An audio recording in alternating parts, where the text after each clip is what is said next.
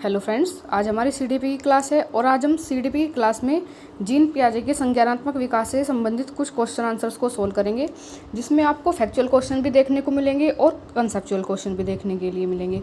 तो आप चाहे पेपर 1 और 2 किसी भी एग्जाम पेपर की तैयारी कर रहे हैं तो आज की क्लास आपके लिए इंपॉर्टेंट है। क्लास को मिस मत करना, क्लास को एंड तक ज़रूर देखना। तो चलिए दोस्तों, शुरू कर लेते हैं आज की क्लास। और आज की क्लास का पहला क्वेश्चन क्या है? आज की क्लास का पहला क्वेश्चन है, जीन पियाजे के अनुसार संज्ञानात्मक विकास की कितनी अवस्थाएं होती हैं? इससे पहले मैंने आपको थ्योरी की 2-3 क्लास करवा दी हैं जीन पियाजे से रिलेटेड। एक क्लास में मैंने उनका मतलब केवल पृष्ठभूमि के बारे में बताया था कि वो कहाँ के निवासी थे, कहाँ के रहने वाले थे, उनका जन्म कब हुआ था, ठीक है, और मतलब उनके मूलभूत जो उन्होंने नियम दिए हैं उनके बारे में बताया था। और दूसरी क्लास में प्रॉपर उनकी स्टेज के बारे में मैंने आपको डिफ़ाइन किया था। अगर आपने वो क्लास नहीं देखी है तो आप जाकर प्लेलिस्ट में उस क्लास को देख सकते हैं। तो हमने पढ़ा था कि जो जीन पियाजे हैं उन्होंने 4 अवस्थाएं दी हैं विकास की, और कहा है कि जो प्रत्येक बच्चा इन्हीं अवस्थाओं से गुजरकर अपना विकास करता है, ठीक है। तो कितनी अवस्थाएं होती हैं? 4 अवस्थाएं होती है, सेंसरी, प्री ऑपरेशनल, ऑपरेशन और फॉर्मल स्टेज। तो यहाँ पर ऑप्शन नंबर सी सही हो जाएगा कि जीन पियाजे के विकास की 4 प्रमुख अवस्थाएं होती हैं। चलिए नेक्स्ट क्वेश्चन देखते हैं। नेक्स्ट क्वेश्चन में पूछा है, संवेदीगामक अवस्था जो सेंसरी मोटर स्टेज होती है उसकी आयु कितनी होती है? तो दोस्तों, जो सेंसरी मोटर स्टेज होती है वो सबसे प्रथम अवस्था होती है जीन पियाजे की। जो फर्स्ट स्टेज होती है वो सेंसरी मोटर स्टेज होती है। जो उसकी जो अवस्था मतलब जो उसकी जो अवस्था होती है वो होती है 0 से 2 साल। तो जो 0 से 2 साल का बच्चा होता है वो कौन सी अवस्था में आता है? सेंसरी मोटर स्टेज में। चलिए नेक्स्ट क्वेश्चन पर चलते हैं। नेक्स्ट क्वेश्चन में पूछा है, वस्तु स्थायित्व जो जिसको हम ऑब्जेक्ट परमानेंस बोलते हैं का विकास किस अवस्था में होता है? वस्तु स्थायित्व का गुण मतलब बच्चे के अंदर कब विकसित हो जाता है? तो क्या औपचारिक अवस्था में होता है, यह संवेदीगामक अवस्था में होता है, मूर्त संक्रियात्मक में होता है, या पूर्व संक्रियात्मक अवस्था में होता है? तो दोस्तों, जब बच्चा 0 से 2 साल का होता है जिसको हम सेंसरी मोटर स्टेज बोलते हैं, इस अवस्था में बच्चे के अंदर ऑब्जेक्ट परमानेंस का गुण आ जाता है। मतलब कि बच्चा छुपी हुई चीज़ों को भी ढूंढकर निकाल लेता है अपनी सेंसेस का प्रयोग करके, ठीक है। अपनी सेंसेस के थ्रू बच्चा छिपी हुई चीज़ों को भी निकाल लेता है। तो वस्तु स्थायित्व का गुण संवेदीगामक अवस्था में आ जाता है, और इसी अवस्था में बच्चा इमिटेशन करना शुरू कर देता है, ठीक है।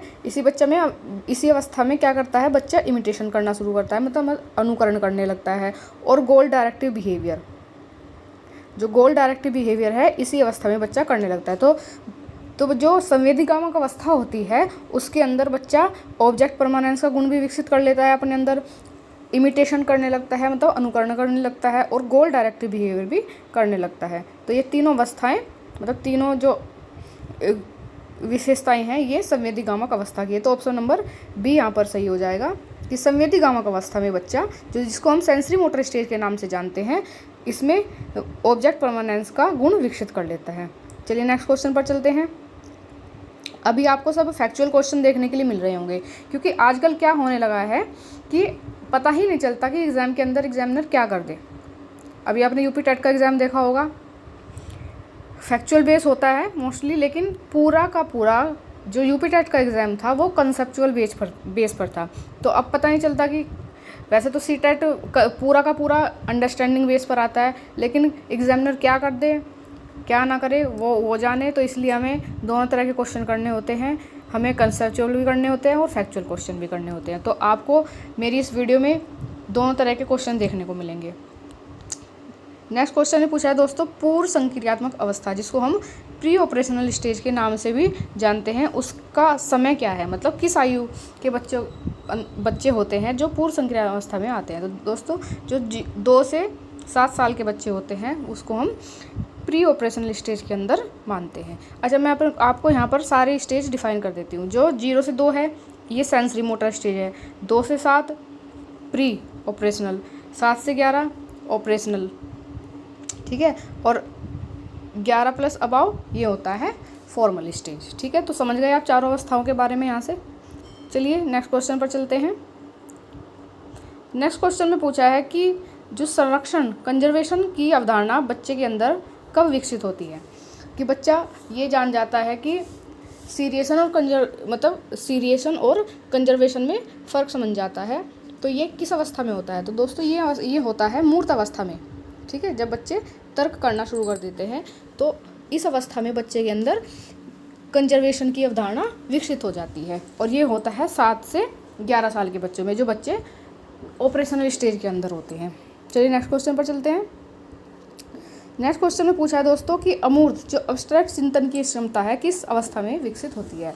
मतलब बच्चा कौन सी अवस्था में अमूर्त चिंतन करने लगता है? ठीक है, तो क्या वो संवेदीगामक अवस्था में करने लगता है, या पूर्व संक्रियात्मक अवस्था में करने लगता है, या ऑपरेशनल मतलब मूर्त संक्रियात्मक पर करता है, या औपचारिक में मतलब सेंसरी में करता है, प्री ऑपरेशनल में करता है, ऑपरेशनल स्टेज में करता है, या फॉर्मल स्टेज में करता है?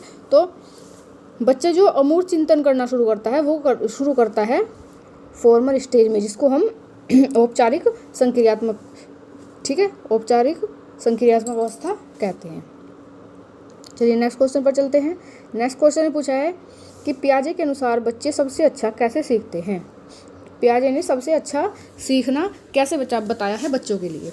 क्या बच्चे रटकर सीखते हैं, या सक्रिय अनुभव एवं खोज के माध्यम से सीखते हैं, केवल व्याख्यान सुनकर सीखते हैं, या दंड के माध्यम से सीखते हैं? तो दोस्तों जो बच्चे सबसे अच्छा सीखते हैं वो सीखते हैं सक्रिय अनुभव से, मतलब एक्टिव होकर, और खोजबीन करके, मतलब खोज की डिस्कवरी मेथड से।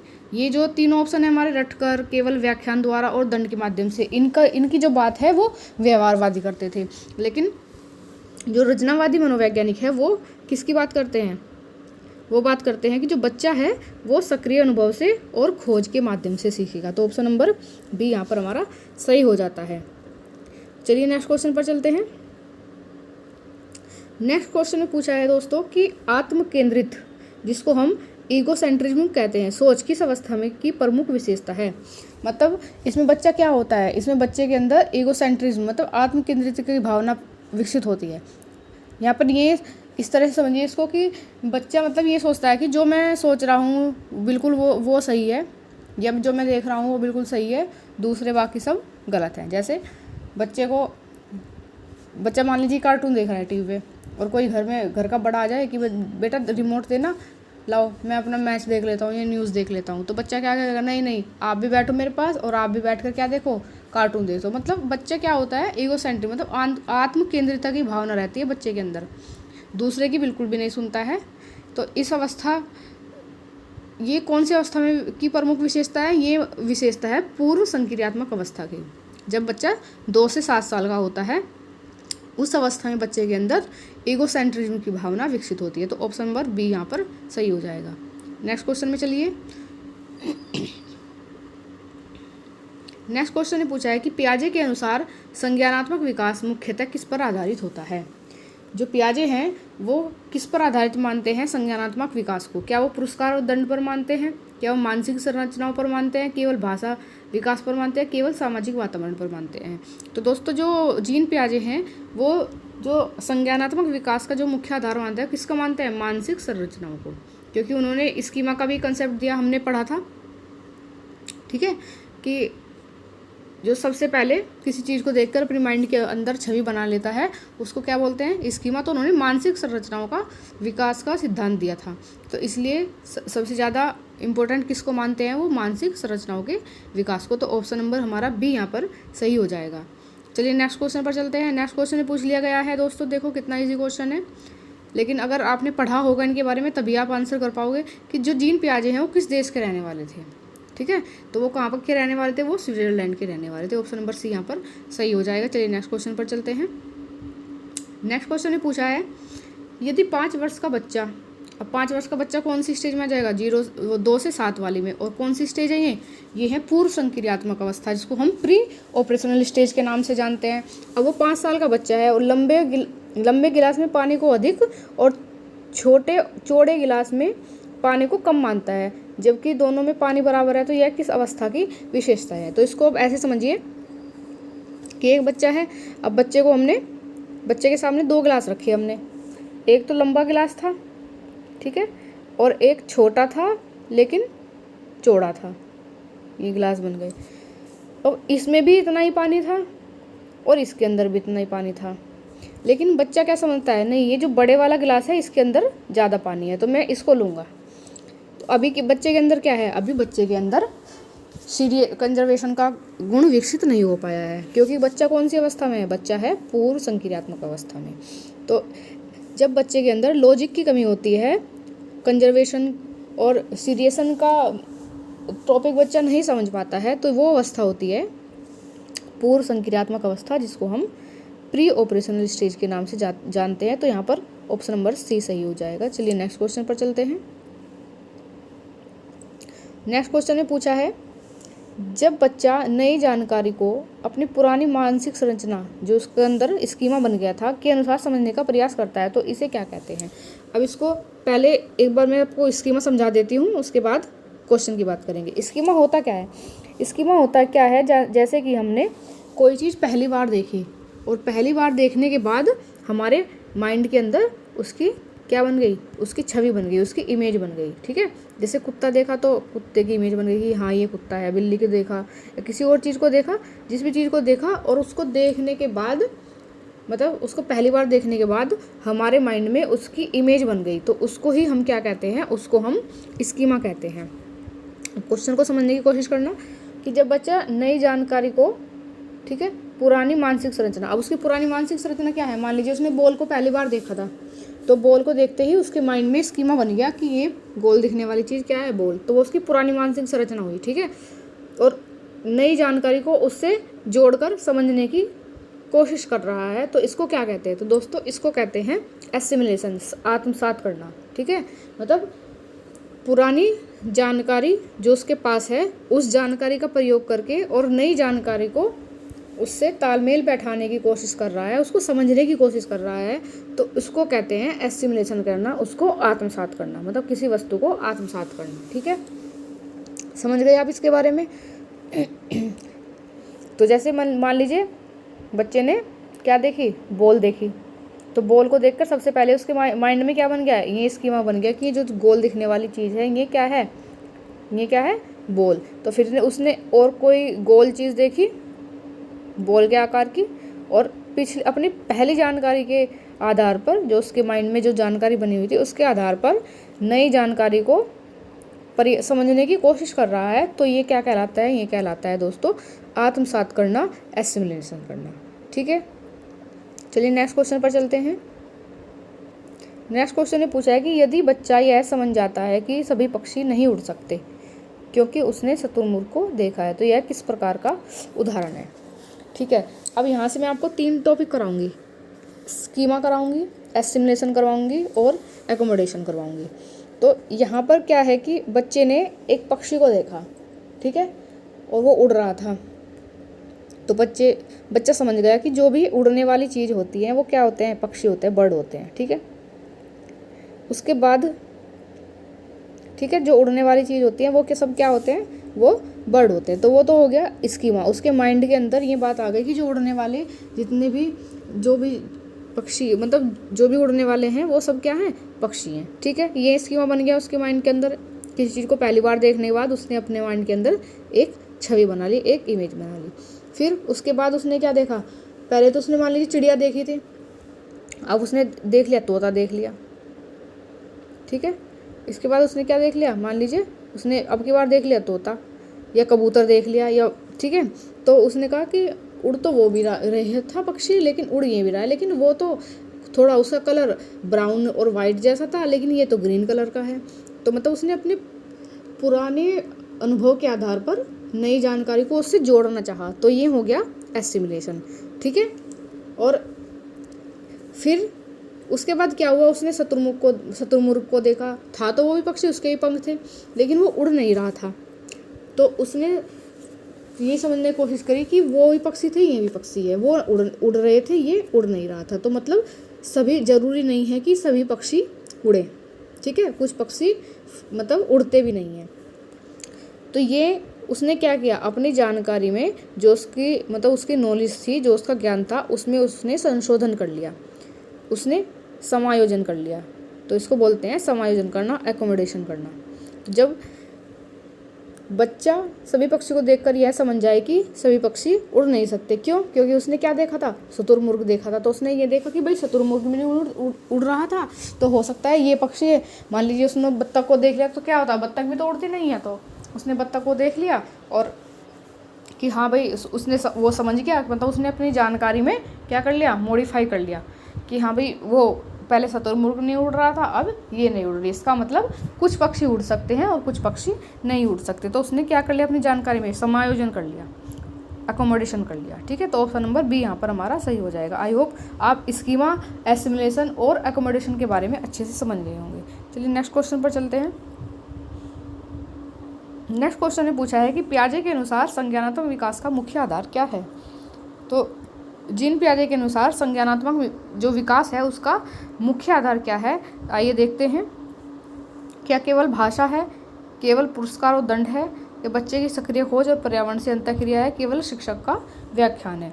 तो दोस्तों पियाजे क्या बात करेंगे, बच्चे के सक्रिय होने के बारे में और खोजबीन के बारे में। तो ऑप्शन नंबर सी हमारा यहाँ पर सही हो जाएगा कि बच्चे की सक्रिय खोज और पर्यावरण से अंतःक्रिया। और जो ये हमारे ऑप्शन ए, बी और डी हैं ये केवल व्यवहारवादी इनके बारे में बात करते थे। ऑप्शन नंबर सी हमारा यहाँ पर सही हो जाएगा। चलिए नेक्स्ट क्वेश्चन पर चलते हैं। नेक्स्ट क्वेश्चन ने पूछा है कि पियाजे के अनुसार बच्चा संरक्षण जो कंजर्वेशन है की अवधारणा किस अवस्था में प्राप्त कर लेता है। मतलब उसे किस अवस्था में पता चल जाता है कि अगर हमारे पास ग्लास बड़ा है या छोटा है, लेकिन पानी दोनों में ही बराबर है, किस अवस्था में पता चल जाता है। क्योंकि अभी हमने एक क्वेश्चन पढ़ा कि बच्चे के पास एक गिलास है, 2 गिलास हैं, एक लंबा गिलास है, एक छोटा है लेकिन चौड़ा है, दोनों में पानी बराबर है। लेकिन बच्चा किसको मानता है, बच्चा कहता है कि मुझे तो बड़ा गिलास चाहिए क्योंकि उसमें पानी ज़्यादा है। अब वहाँ पर बच्चा क्या कर रहा था, बच्चा कंजर्वेशन का गुण नहीं समझ पाया था, मतलब उसमें भेद नहीं कर पा रहा था छोटे बड़े गिलास में, मतलब ये कंजर्वेशन का गुण नहीं समझ पा रहा था। लेकिन अब बच्चे के अंदर कंजर्वेशन की अवधारणा विकसित हो गई है। तो कौन सी अवस्था में होती है, ये हो जाती है मूर्त संक्रियात्मक अवस्था में, जिसको हम ऑपरेशनल स्टेज कहते हैं, जिसकी अवस्था 7 से 11 वर्ष की होती है। अब बच्चा समझ जाता है कि चाहे गिलास बड़ा है चाहे छोटा है, लेकिन पानी दोनों में क्या है, बराबर है। यहाँ पर बच्चा कंजर्वेशन का गुण समझ जाता है। चलिए नेक्स्ट क्वेश्चन पर चलते हैं। ये क्वेश्चन शायद रिपीट हो गया है। यदि कोई बच्चा केवल एक ही विशेषता पर ध्यान देकर निर्णय लेता है तो अन्य पहलुओं की उपेक्षा करता है, इसे क्या कहते हैं, इसे सेंट्रेशन कहते हैं।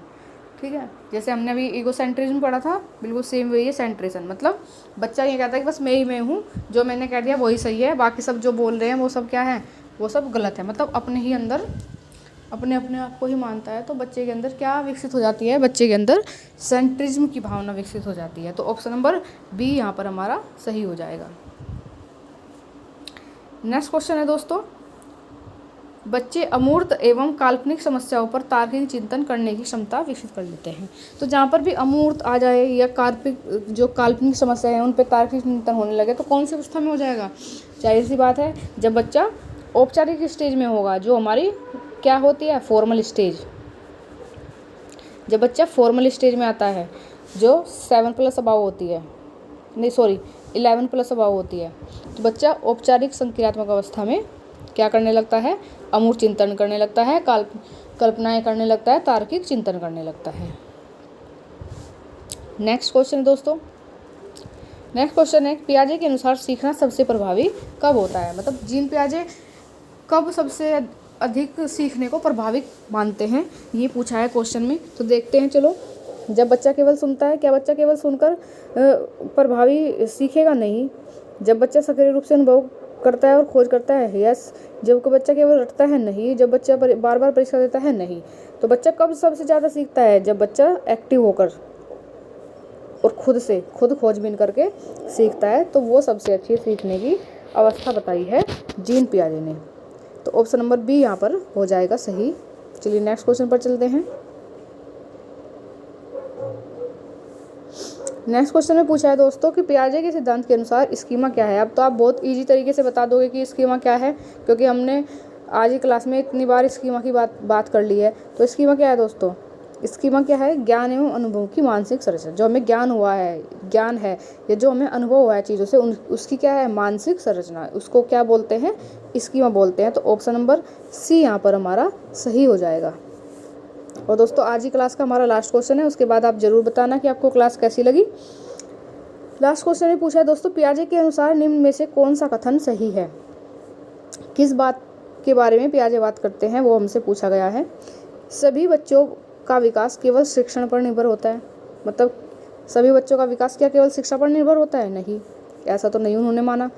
संज्ञानात्मक विकास निश्चित क्रम में होने वाली अवस्थाओं से गुजरता है। हाँ जी बिल्कुल, विकास की अवस्थाएं किसी भी क्रम में आ सकती है। नहीं, उन्होंने बताया था कि विकास क्रम, निश्चित क्रम, ये कहा ना कि निश्चित क्रम में होने वाली, कि बच्चा पहले सेंसरी मोटर स्टेज में अंदर आएगा, उसके बाद प्री ऑपरेशनल के अंदर आएगा, फिर ऑपरेशनल स्टेज के अंदर आएगा और फिर ऑपरेशन, मतलब उन्होंने विकास की एक निश्चित अवस्थाएं दी थी क्रम से गुजरने वाली। संज्ञानात्मक विकास जन्म के बाद नहीं होता। क्यों नहीं होता भाई? जन्म के बाद भी होता है। तो बात तो शुरू ही हो जाता है। 0 से 2 साल का बच्चा सेंसरी मोटर स्टेज में आता है, 2 से 7 का बच्चा प्री ऑपरेशनल में आता है, 7 से 11 का बच्चा ऑपरेशनल स्टेज के अंदर आता है और 11 प्लस अबाव का बच्चा किसके अंदर आ जाता है? फॉर्मल स्टेज के बारे में। तो यहाँ पर हमारा ऑप्शन नंबर बी सही हो जाएगा। तो जो संज्ञानात्मक विकास है वो निश्चित क्रम में होने वाली अवस्थाओं से गुजरता है। तो ऑप्शन नंबर बी हो जाएगा यहाँ पर हमारा सही। और दोस्तों आज की क्लास में ये 20 क्वेश्चन थे। आई होप आपको आज की क्लास बहुत अच्छी लगी होगी। क्लास अच्छी लगे तो वीडियो को लाइक करें, शेयर करें और चैनल को सब्सक्राइब करना ना भूलें। मिलते हैं नेक्स्ट वीडियो में, तब तक के लिए धन्यवाद।